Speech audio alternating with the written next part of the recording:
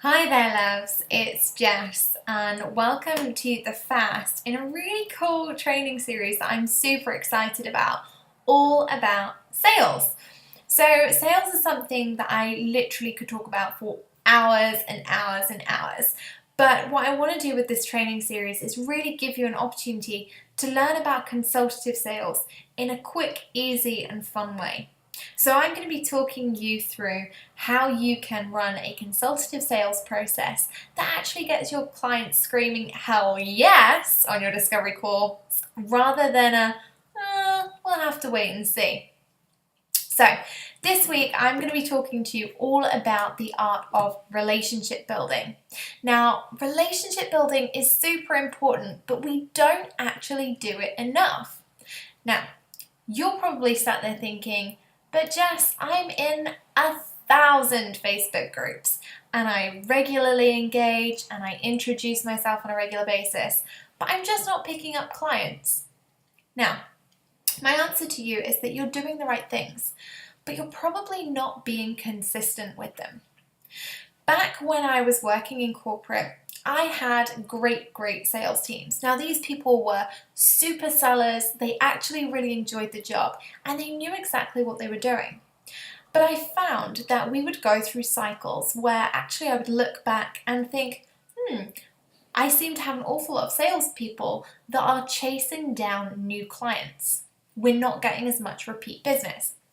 And that was a real big problem for us because business is built on relationships, and it's actually built on people coming back, realizing that you add value and coming back to use your services time and again. Now, if you're a coach like me, I'm in sales, so I teach people how to build great sales processes. And then they walk away. I effectively manage myself out of a job, and I love that.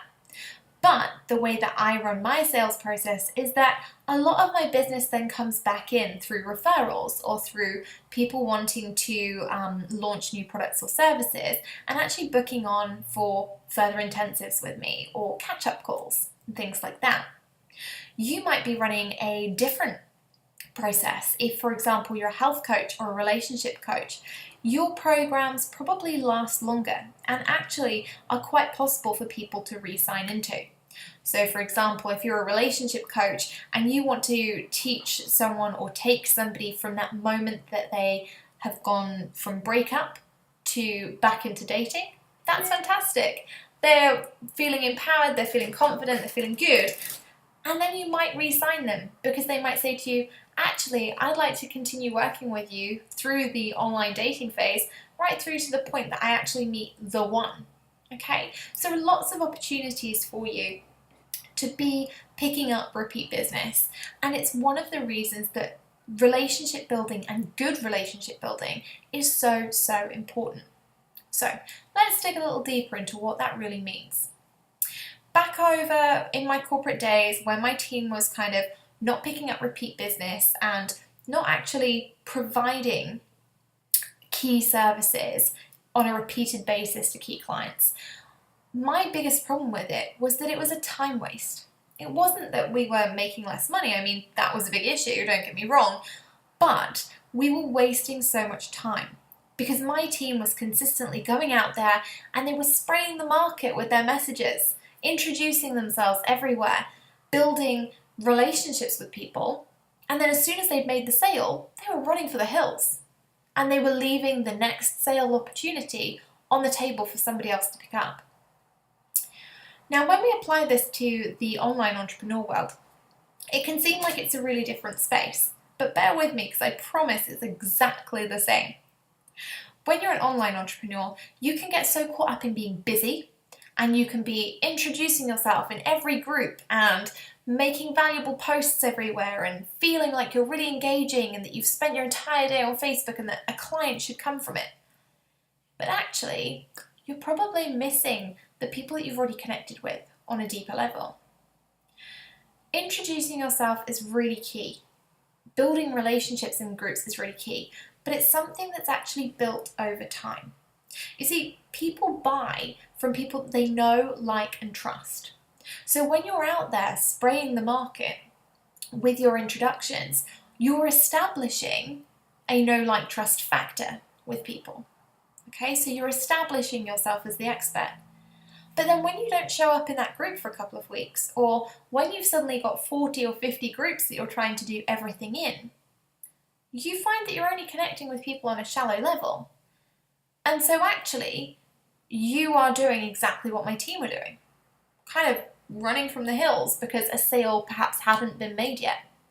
But actually, that's the really key time that you need to keep up with these people. You need to be consistent about wanting results in your business.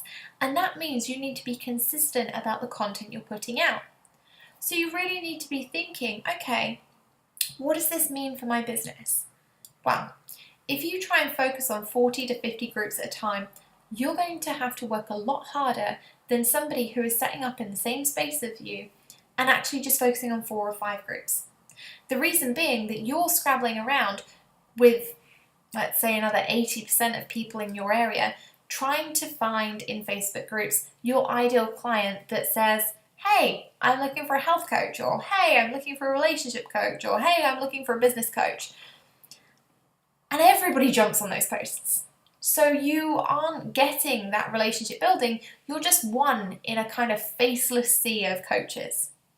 Whereas if you target 4 or 5 Facebook groups to really be present in and make an effort in and actually generate good relationships in, you're going to be the actual expert.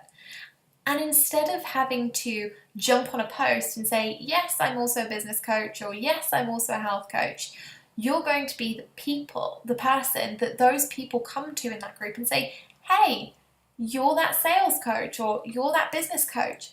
How can I work with you? Because I really like your stuff.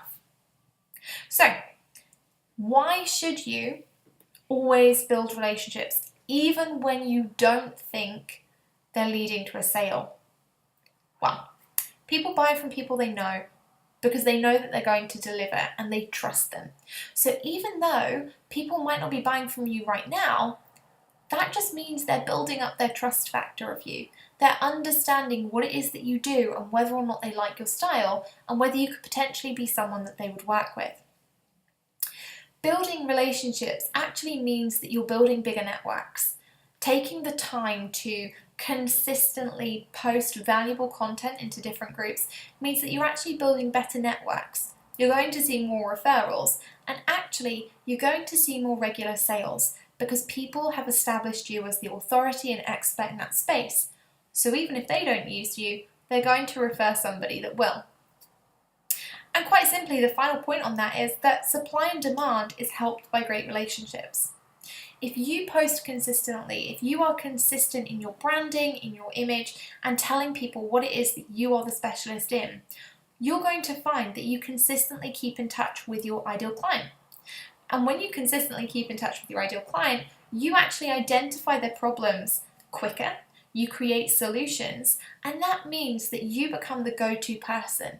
Because before those people have even thought about the issues that they're going to have next, you've already raised them and given them a solution to that problem, which means you truly are the expert. It means you truly are knowledgeable, likable, and trustworthy. And as we all know, like, trust is the absolute key for creating a successful, long-term sales business. So if you are struggling with sales at the moment, if you're finding that your strategy isn't working, or if you want to find a strategy that works quicker for you, because all of this can be done in a week or less, you can build a great sales funnel in a week or less, I'm a firm believer in that, then absolutely get in touch with me. I'm currently running free Streamline Your Sales sessions.